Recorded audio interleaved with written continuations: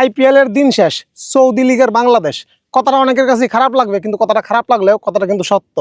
আইপিএলকে টেক্কা দিতে ৬,০০০ কোটি টাকার লিগ আনছে Saudi league.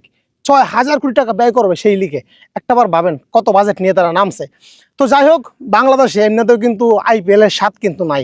IPL Bangladeshi cricket প্রেমীদের কাছে একটা ঘৃণিত নাম। যে আইপিএল ছিল বাংলাদেশি মানুষের কাছে একটা মানে কি বলবো, বিশ্বকাপের পরেই যার স্থান ছিল সেটা হচ্ছে আইপিএল। বাংলাদেশের প্রতিটা ক্রিকেট লাভারের হৃদয়ে পোষণ করতো আইপিএলকে। কিন্তু সেই আইপিএল এখন বাংলাদেশি মানুষের কাছে একটা ঘৃণার নাম। হ্যাঁ, এটাই বাস্তব। কত প্রহর গুনতাম সাকিব আল হাসান মাঠে নামবে। একদিন আগে একটা ফেসবুকে কেকেআরের একটা ফেসবুক পেজে একটা পোস্ট দিয়ে দেয় যে সাকিব ফিট, সাকিব বিশ্বের অলরাউন্ডার, অমুক তো একটা ইমোশনাল একটা কিছু মাইরা দেয় পেজে। তারপর তোমরা সবাই নাচানাচি লাফালাফি খেলা হবে, সাকিব মাঠে নামবে গৌতম গম্ভীরের অধীনে।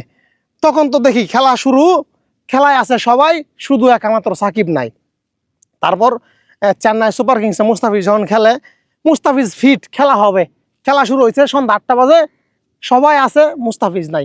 এরকম প্রচুর খেলা খেলছে বাংলাদেশি ক্রিকেট ফ্যানদেরকে নিয়ে। কিন্তু এখন খেলার দিন শেষ। শুধু তাই না, এই যে নিলামে লাস্ট 2024 সালে যে লাস্ট নিলাম আইপিএল, সেখানে বাংলাদেশি ক্রিকেটারদেরকে নিয়ে কিন্তু প্রচুর খেলা খেলছে, প্রচুর, লাস্ট পর্যন্ত কাউকে নেয় নাই। তো যাই হোক, বাংলাদেশি মানুষের কাছে একটা ভালোবাসার নাম ছিল আইপিএল, কিন্তু নাই। তবে যাই হোক, এখন আসলে কথা একটাই, আইপিএল এর দিন শেষ, সৌদি লিগের বাংলাদেশ। এই বাংলাদেশি ক্রিকেটাররা যদি সৌদি আরব লিগে যদি চান্স পায়, তাহলে এই বাংলাদেশে যত ক্রিকেট লাভার আছে সবাই কিন্তু সৌদি লিগ দেখবে। আইপিএল লিগ কিন্তু কেউ দেখবে না, আইপিএল কিন্তু দেখবে না, এটাই বাস্তব। তো দেখা যাক সৌদি লিগে বাংলাদেশি কয়জন ক্রিকেটার চান্স পায়। ধন্যবাদ।